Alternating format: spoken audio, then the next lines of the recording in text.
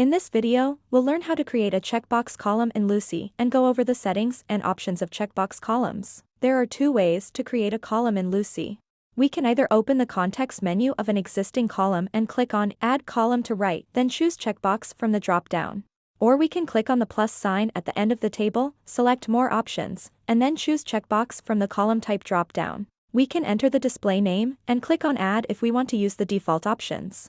Now that we've added the column, we can select or unselect the checkbox directly in the table, and the system will automatically save. Let's update the checkbox in our new column, then refresh the page to confirm that the selected values have been saved successfully. We can also open the right panel by clicking on the item name and make changes to the fields from the right panel. The difference is that from the right panel, we need to click on Save to save all field changes at once instead of one by one on the table view. Note, the Save button will be disabled by default until you make changes. Let's change the checkbox value again and save the changes. Next, let's look at some of the other options while creating checkbox columns.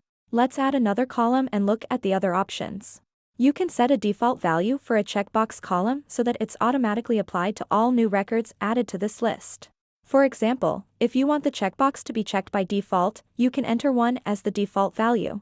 Each time a new record is created, the checkbox column will follow this default setting unless manually changed. Next, the required option, just like the name implies, makes a column a required field when creating or updating records. By default, the name column is required. If we want to mark the checkbox column as required, we'll also need to set a default value. This ensures the column always has a valid entry when new records are created. Let's enter 1 as the default to have the checkbox checked by default.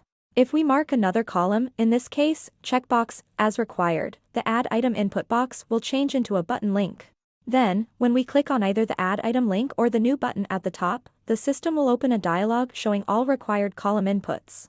Let's add another record, check or uncheck the required checkbox field in the dialog, and click on Create. The record will be added along with the value for the required checkbox column. This design of keeping track of required columns will make our table consistent and avoid invalid data entries. The isNull flag is somewhat technical term, which simply means if no default value is entered, this column will allow nulls instead of a value. Again, this is a database term and it's okay if you leave it the default. Note that when we switch off the isNull option, the default value field will become required, as now the column requires a default value.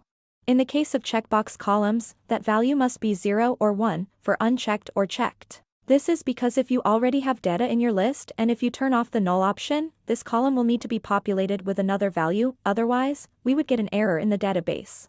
That's it for today. Be sure to subscribe to our channel to be notified when we release new tutorials. Thanks for watching and see you next time.